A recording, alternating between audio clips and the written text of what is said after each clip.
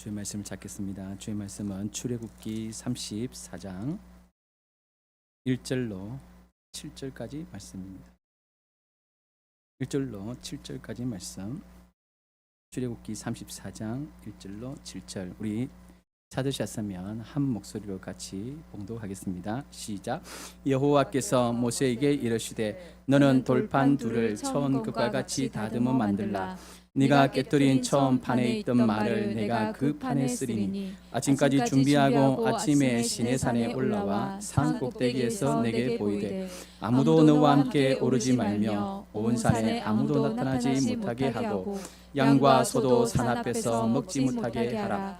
모세가 돌판 둘을 처음 것과 같이 깎아 만들고 아침에 일찍이 일어나 그 두 돌판을 손에 들고 여호와의 명령대로 시내산에 올라가니 여호와께서는 구름 가운데에 강림하사 그와 함께 거기 서서 여호와의 이름을 선포하실세. 여호와께서 그의 앞을 지나시며 선포하시되 여호와라 여호와라 자비롭고 은혜롭고 노하기를 더디하고 인자와 진실이 많은 하나님이라. 인자를 천대까지 베풀며 악과 과실과 죄를 용서하리라. 그러나 벌을 면제하지는 아니하고 아버지 악행을 자손 3, 4대까지 보응하리라. 아멘.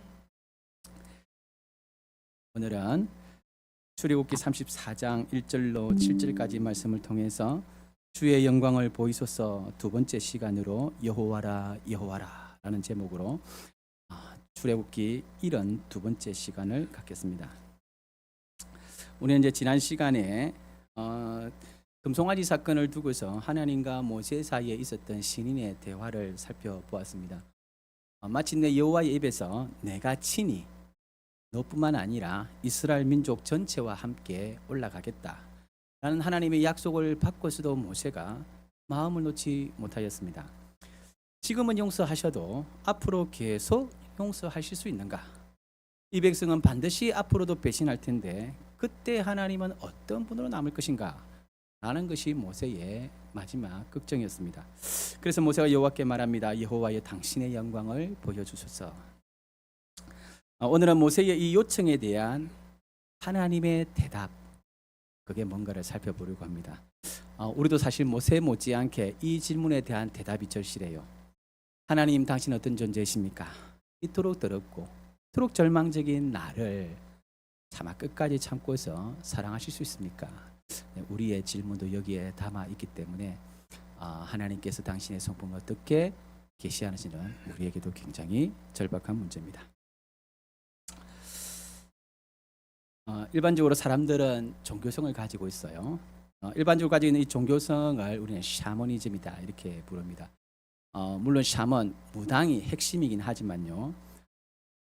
샤머니즘의 예배자인 우리 입장에서 볼 때는 샤머니즘은 언제나 정성과 헌신을 기초로 하고 있습니다. 신앙의 대상자는 아무라도 좋습니다. 천신인 옥황상제든지 바다의 용왕이든지 북두칠성의 일을 성실든지 아무나 괜찮아요. 문제는 그들을 향한 사람들의 정성과 헌신이 바로 샤머니즘의 핵심입니다. 인간이 초월적 존재에게 기대어서 유한한 인간이 나는 힘이 없으니 나를 뛰어넘는 초월적 존재에게 기대어서 무언가를 기도한다. 정성과 헌신을 보인다라는 측면에서 샤머니즘 역시 종교는 맞습니다. 그런데 문제는 우리가 믿고 있는 이 기독교는 샤머니즘과는 완전히 달라요. 기독교 신앙 역시 샤머니즘처럼 초월적 대상을 믿고 섬긴다라는 측면에서는 비슷하지만 결정적으로 기독교 신앙이 가지고 있는 독보적 특징이 있습니다. 이 땅에 있는 모든 종교들 가운데 기독교만이 가지고 있는 가장 독보적 특징, 그건 뭐냐면 기독교가 가지고 있는 계시성이에요. 그래서 우리는 기독교를 무슨 종교라고 그런다고요? 계시 종교다 이렇게 말을 합니다. 기독교를 정의하는 매우 중요한 표현이 바로 기독교는 계시 종교다라는 것인데요. 그럼에도 불구하고 우리 중에 기독교가 가지고 있는 계시에 관한 이야기를 이해하고 있는 분은 거의 없습니다. 그래서 오늘 시간에는 아예 여러분이 외우시면 좋겠어요. 기독교의 계시는 세 가지 측면을 가지고 있습니다. 첫 번째, 우리가 믿는 대상이신 하나님이 어떤 분이신지에 관한 것이고, 두 번째, 그 하나님이 우리와 무슨 관계를 맺고 있는가. 세 번째, 그 하나님이 우리에게 어떤 계획을 가지고 있는가. 바로 이 세 가지가 기독교 신앙이 가지고 있는 계시개요입니다. 하나님이 이 세 가지 내용을 성경을 통하여 우리에게 가르쳐 주셔요. 이것을 쉽게 풀었으면 이런 것입니다. 하나님은 어떤 분이신지, 우리에게 무슨 일을 하셨는지, 왜 그렇게 하셨는지. 기독교 신앙은 이 세 가지 질문에 대한 하나님의 대답의 내용을 믿고 고백하고 행동하는 것이 바로 기독교 신앙이에요. 이거 제껴두고 성경 닫아놓고 비나이다 정신과 헌신을 다하는 것은 샤머니즘일 뿐이에요. 기독교 신앙이 타 종교와 구별되는 가장 독보적 특징, 그게 뭐라고요? 계십니다. 하나님은 어떤 분이십니까? 무슨 일을 하셨습니까? 왜 그렇게 하셨습니까? 거기에 대한 대답의 내용을 믿고 고백하고 행동하는 것. 이것이 바로 기독교 신앙입니다. 자, 처음부터 여러분 각인을 하고 시작을 해야 돼요. 기독교의 핵심은 뭐라고요? 계시입니다. 자, 오늘 본문은 기독교 계시의 세 가지 축 중에 첫 번째, 곧 하나님은 어떤 분이신가라는 것을 가장 입체적으로 보여주는 본문이에요.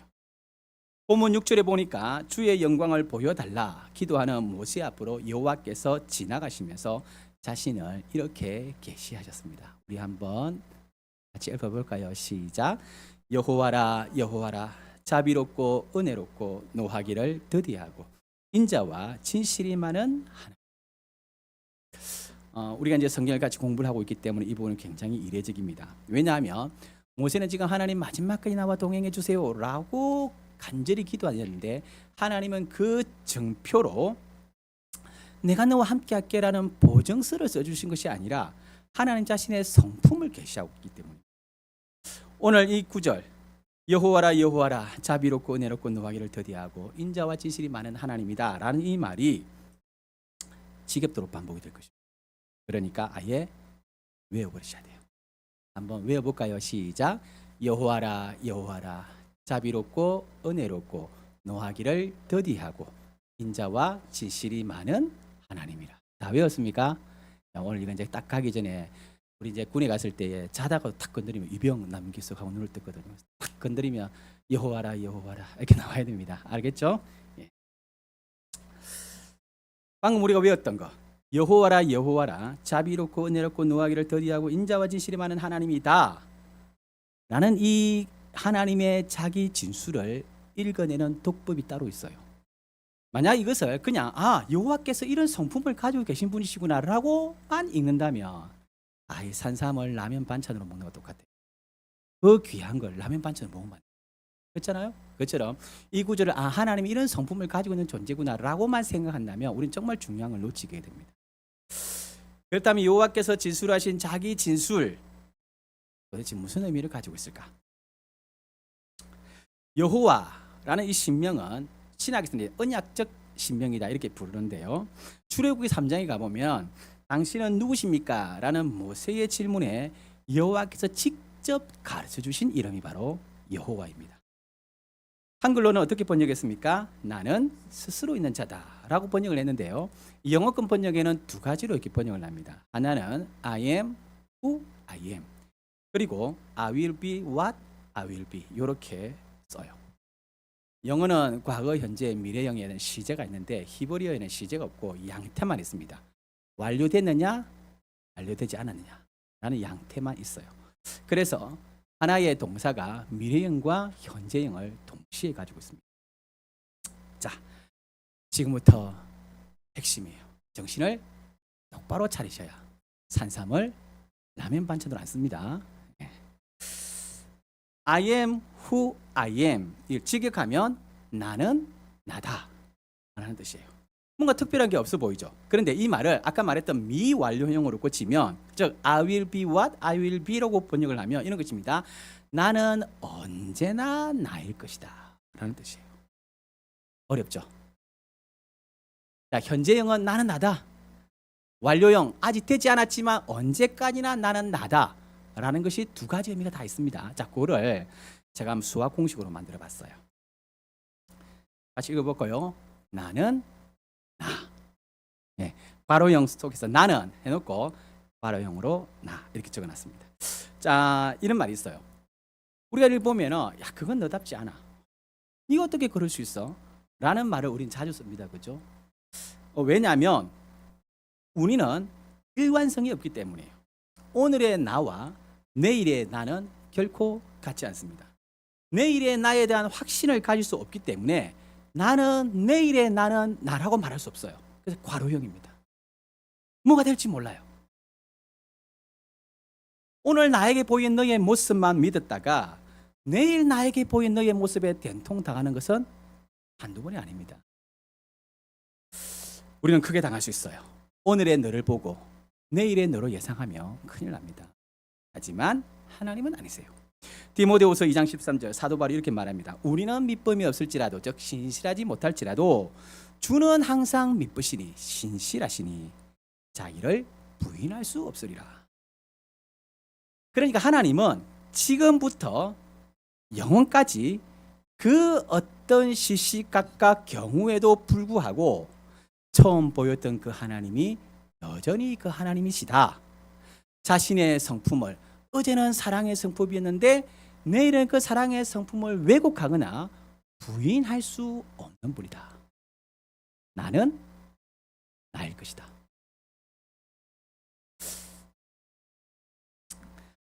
오늘 용서한다.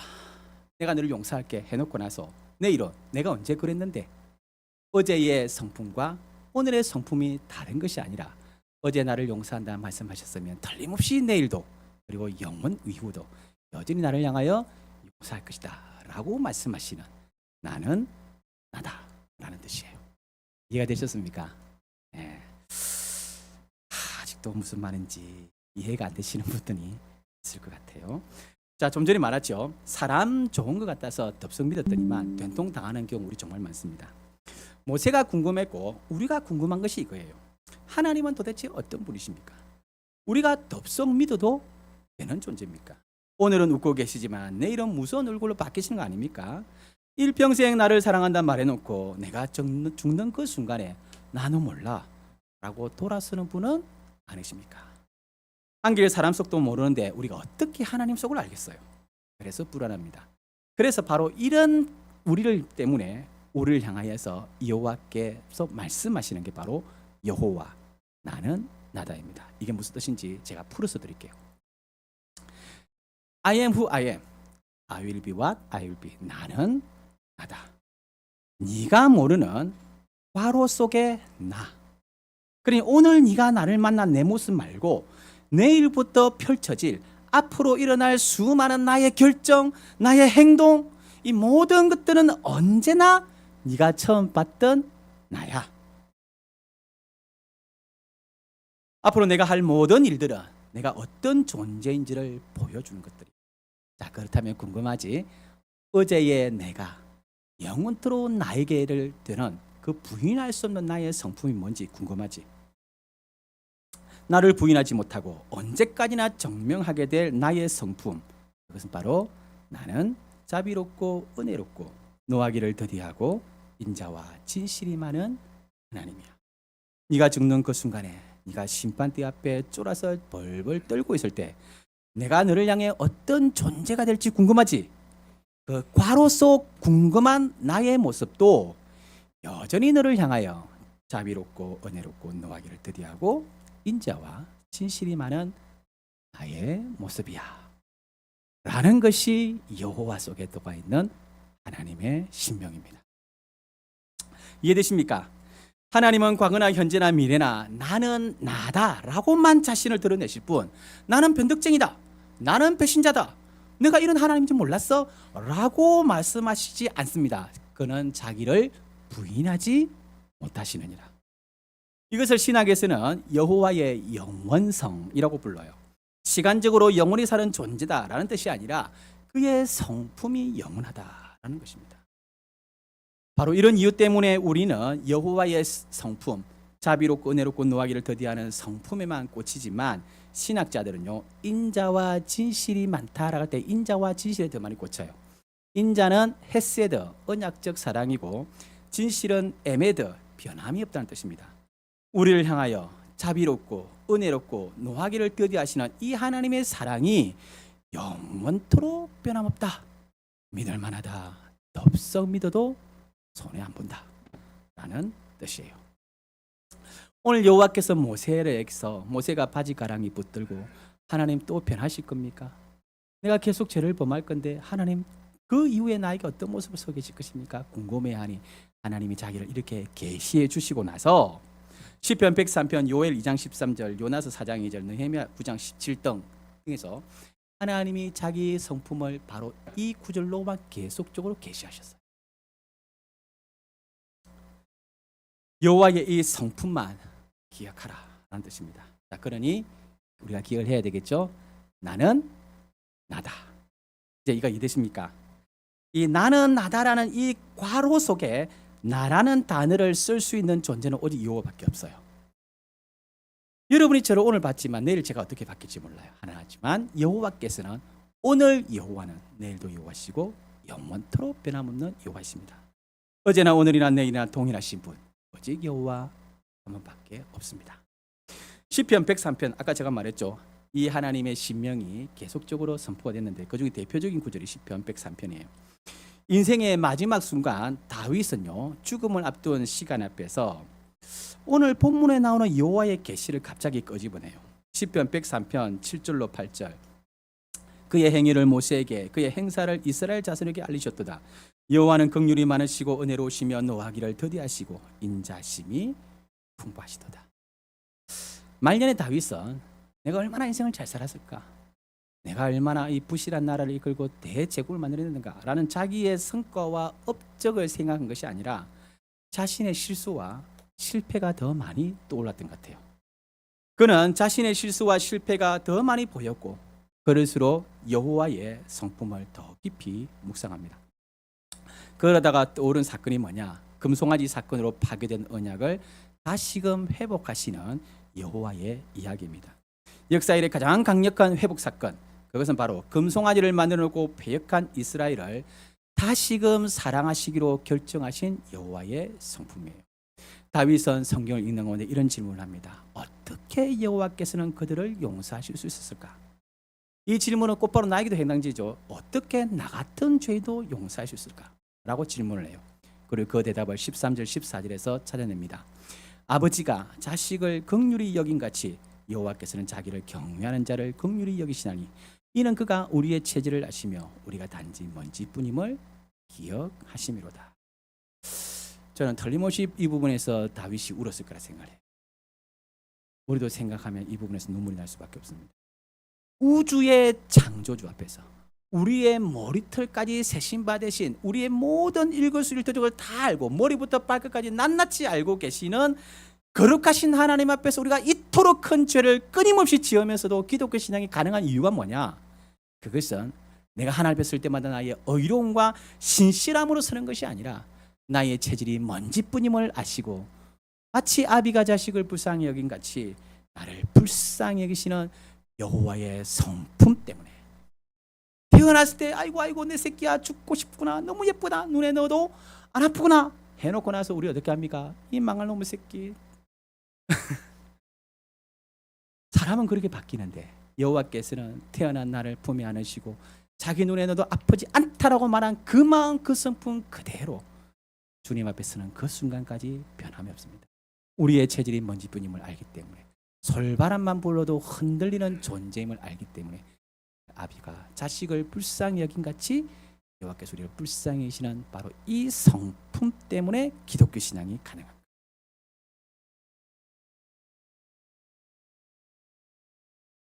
아버지가 자식을 대할 때는 언제나 아버지로서 대합니다. 경찰처럼 강도처럼 대하지 않아요. 아버지는 아버지예요. 아버지는 군인이 아니며 아버지는 경찰이 아니며 아버지는 강도의 모습으로 나타나잖아요. 그분은 아버지는 아버지로 나타납니다. 여호와는 여호와로 나타납니다. 나는 나다입니다. 바로 이것이 나는 나다라는 말 속에 숨겨두신 여호와의 의지예요. 나는 마지막까지 너를 향하여 자비롭고 은혜롭고 노하기를 더디하고 인자와 지실이 많은 하나님일 거야. 아멘입니까? 네.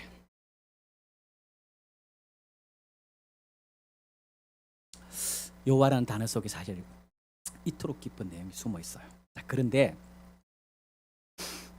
이토록 은혜 놓은 하나님의 성품을 읽고 아멘 했는데 7절 하반절에 가보니까 찝찝한 꼬리가 하나 붙어 있어요.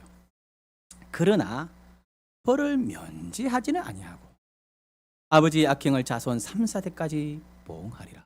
이게 딱 붙어 있습니다. 나는 나다.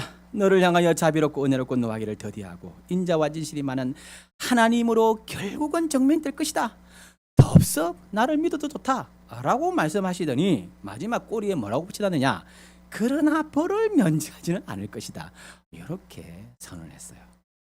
우리는 이렇게 하니 헷갈리는 거예요. 용서하신다 라고 말해놓고 나서 그 죄를 그냥 넘어가지는 않겠다, 이렇게 말하는 거죠. 이제 우리가 혼란스러운 것처럼 이 교회사에도 보면 이 부분이 굉장히 헷갈렸던 것 같아요.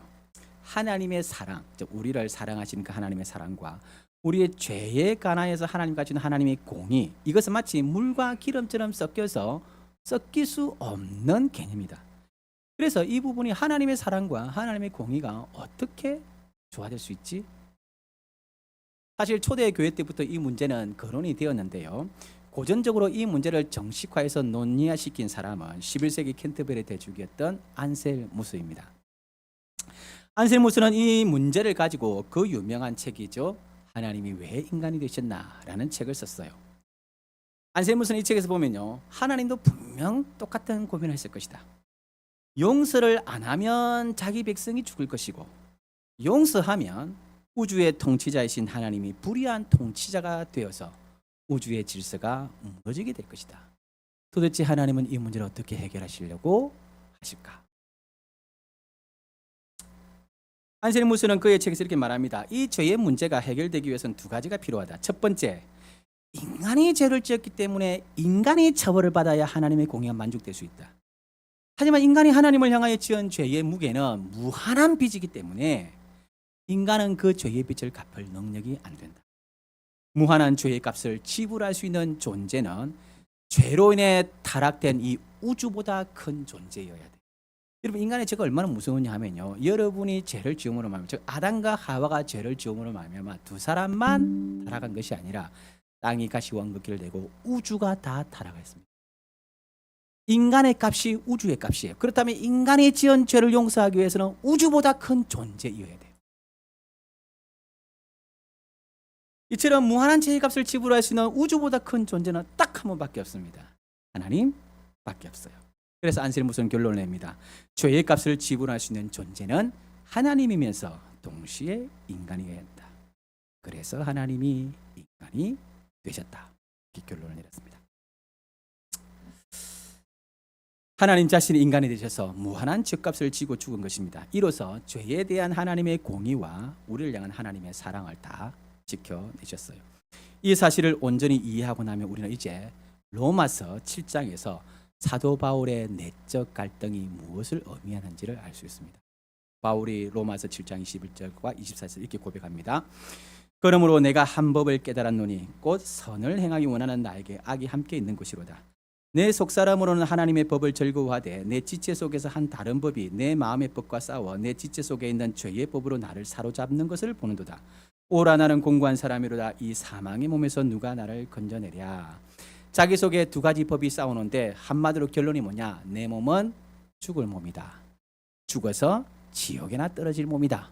라고 고백하면서 고래고래 물어보냐? 이 사망의 몸에서 나를 누가 건져내겠습니까?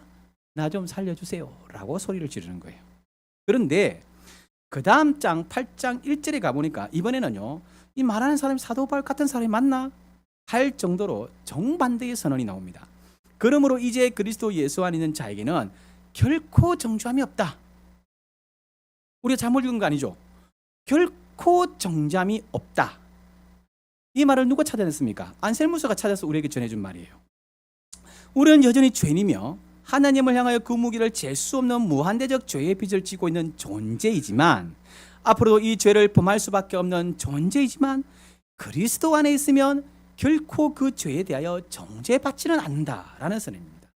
하나님의 사랑이 우리를 좋게 넘어간 것이 아니라 하나님의 무서운 심판의 매를 우리를 품에 안고 온몸으로 맞아주신 예수 그리스도 때문입니다.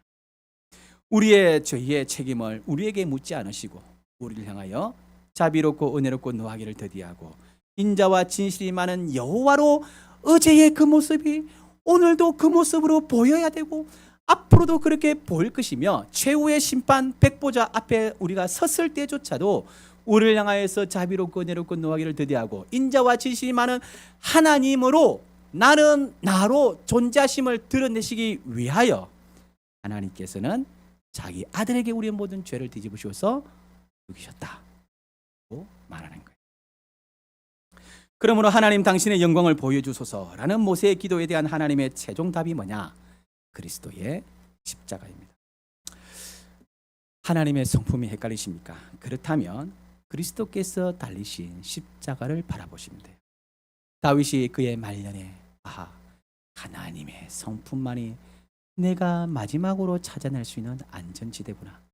그 어떤 것으로도 죽음을 앞둔 나를 건져낼 수 없지만 유일하게 내가 쉴 수 있는 안전지대는 나를 향하여서 자비롭고 은혜롭고 노하기를 더디하고 인자와 진실이 많은 하나님 당신의 성품이구나 라는 것을 찾아내었던 것처럼 우리도 인생을 살아가면서 두렵고 망망할 때마다 뭐를 보라고요?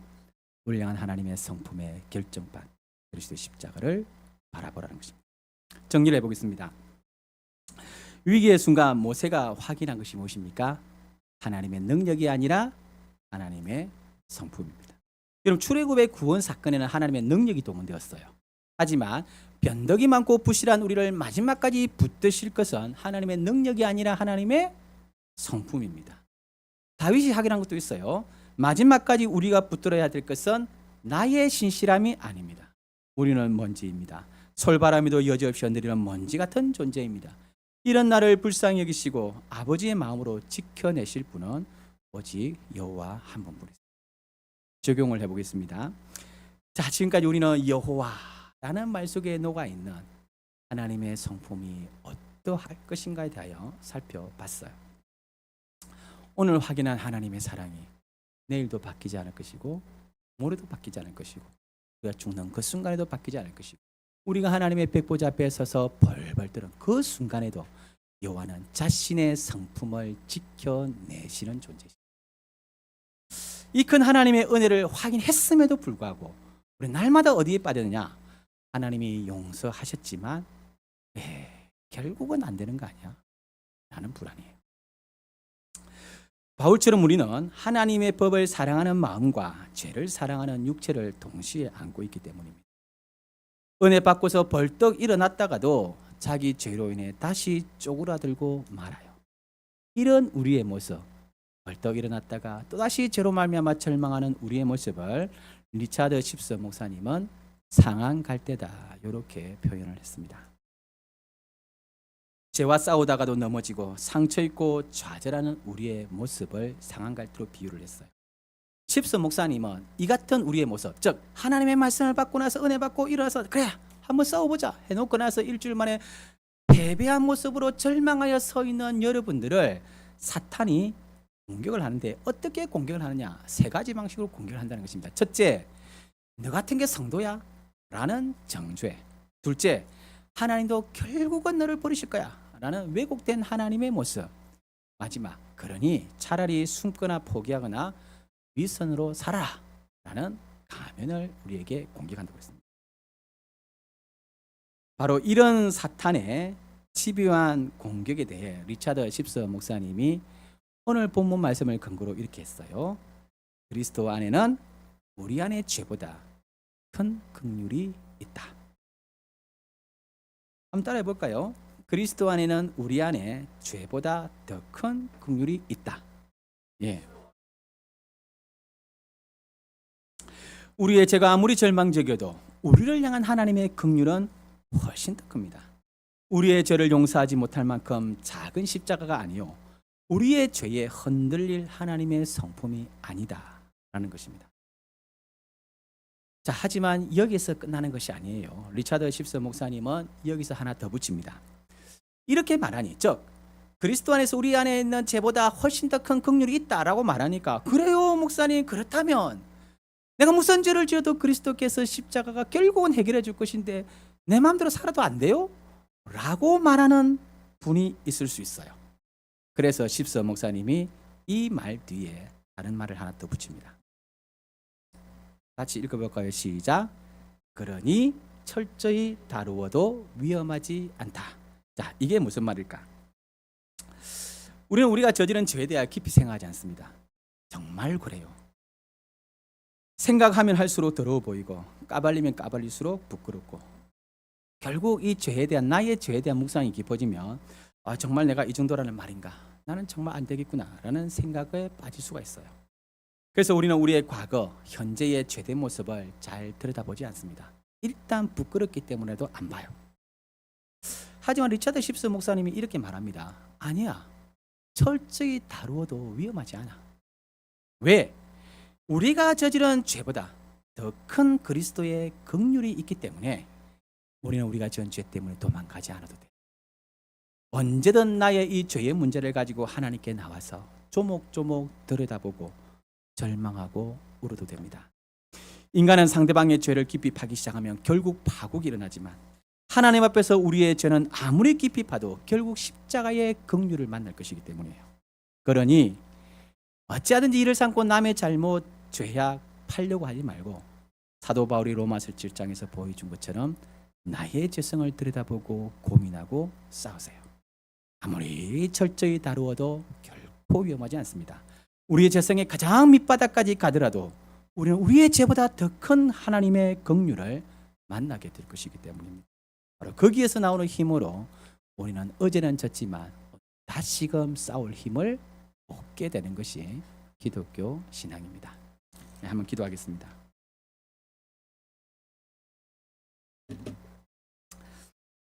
오늘 주신 말씀을 생각하면서 요약을 해드릴 테니까 여러분 가슴에 새기고 기도했으면 좋겠습니다. 하나님, 당신의 영광을 보여주소서. 오늘은 나를 용서하셨지만 내일 나를 향하여 얼굴을 달리하실지 어떻게 합니까? 라는 모세의 이 질문은 오늘 은혜 받고 잔뜩 나도 구원받을 수 있겠구나 확신을 가졌다가 내일부터 시작되는 우리의 부실한 모습 때문에, 죄악 때문에 하나님의 또 나를 결국은 버리실 것이다 라는 두려움에 쌓인 우리도 똑같은 절박한 질문을 던지는 거예요.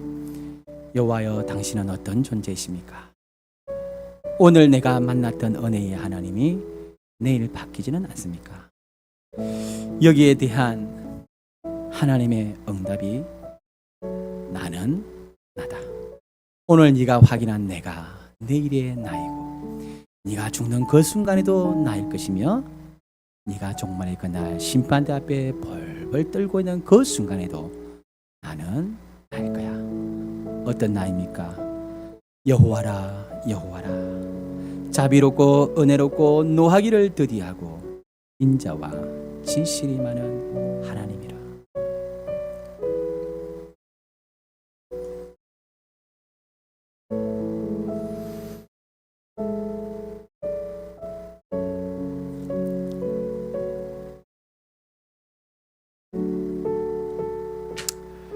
우리는 밑범이 없습니다. 오늘 부드럽고 상냥한 나의 얼굴이 내일 어떻게 바뀔지 우리도 몰라요. 하지만 사도 바울이 말하지요. 우리는 밑범이 없을지라도 주는 항상 미쁘시니 자기를 부인할 수 없으시리라. 오늘 나를 향하여 자비롭고 은혜롭고 노하기를 더디하고 인자와 진실이 많은 하나님이라 자신을 계시하신 하나님이 우리가 실패하고 넘어졌다 하여서 자기의 성품을 부인할 수 없는 분이십니다. 나는 나다. 오늘 너를 향하여 사랑한다 말한 그 사랑으로 영원히 나는 나다라고 말씀하시는 그 하나님의 성품을 모세에게 가르쳐 주셨어요. 다윗이 그런 고백을 했지요. 죽음의 순간 나름대로 잘 살았다 생각을 해봤지만 덜컥하고 죽음이 코앞에 오니 오만 가지 생각이 다 났습니다. 내가 왜 그때 눈이 삐어서 우리 아이 아내 밧세바를 범했을까? 내가 정신없이 왜 인구조사를 했을까? 죽음의 순간이 되니 자신이 지은 죄와 실수와 실패가 더 크게 보였습니다. 이럴 때 다윗이 붙드는 것이 무엇입니까? 내가 하나님 앞에 이렇게 살았고 얼마나 어렵게 살았고 내가 얼마나 신실했는가가 아니라 나는 먼지뿐이구나, 바람이 불어도 흔들리는 존재구나, 그런 나를 향하여서 아비가 자식을 불쌍히 여긴 같이 하나님이 나를 불쌍히 여기시구나. 어제 나를 사랑하시던 그 하나님이 죽음의 이 순간에도 그리고 영원하신 당신의 날 앞에 갔어도 나를 향하여 언제까지나 자비롭고 은혜롭고 노하기를 더디하고 인자와 진실이 많은 하나님으로 서 계실 것이구나. 죽음의 순간 우리가 찾아내야 될 가장 안전지대, 그것은 바로 우리를 향한 하나님의 성품입니다. 그러나 하나님의 사랑이 다가 아니죠. 공의도 있습니다. 결코 우리의 죄를 그냥 좌시하지는 않아요. 틀림없이 그 죄를 갚아내실 것입니다. 하지만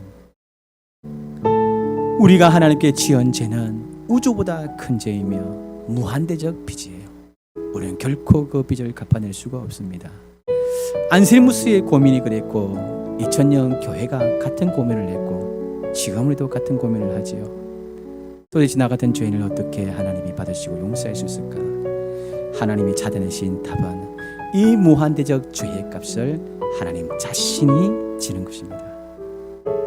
그래서 하나님이 인간이 되시고 우리의 죄를 지고 십자가에 죽어 주신 거예요.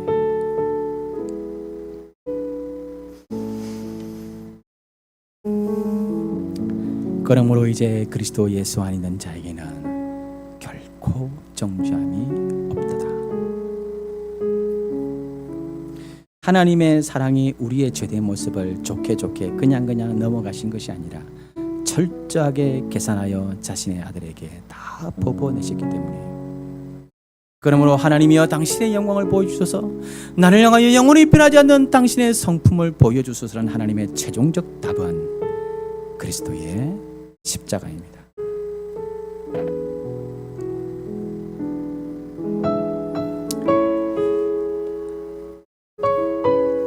우리의 스스로의 모습에 절망하고 넘어진다면 리차드 십서 목사님의 조언을 마음에 새겼으면 좋겠습니다. 그리스도 안에 죄보다 더 큰 긍휼이 있습니다. 철저히 다루어도 위험하지 않습니다. 상대방이 나의 죄를 파기 시작하면 결국 파국이 되지만 하나님 앞에서 나의 죄를 아무리 파도 결국은 나를 불쌍히 여기시는 하나님을 만나게 될 것이기 때문이에요. 도망가지 말고 직면하시고 나의 부족과 허물을 여호와 앞에 내어놓고 밤새 고뇌하고 울고 부르짖어도 결코 위험하지 않습니다. 종말의 그날 수많은 자들이 사탄이 나의 죄를 참소할 것이지만 결코 위험하지 않습니다. 여호와라 여호와라, 자비롭고 은혜롭고 노하기를 더디하고 인자와 진실이 많은 하나님이라. 오늘 너를 향하여 그 사랑으로 다가왔고 영원토록 나는 너에게 그렇게 서 있을 것이다 말씀하시는 하나님의 성품을 붙들고 기도했으면 좋겠습니다.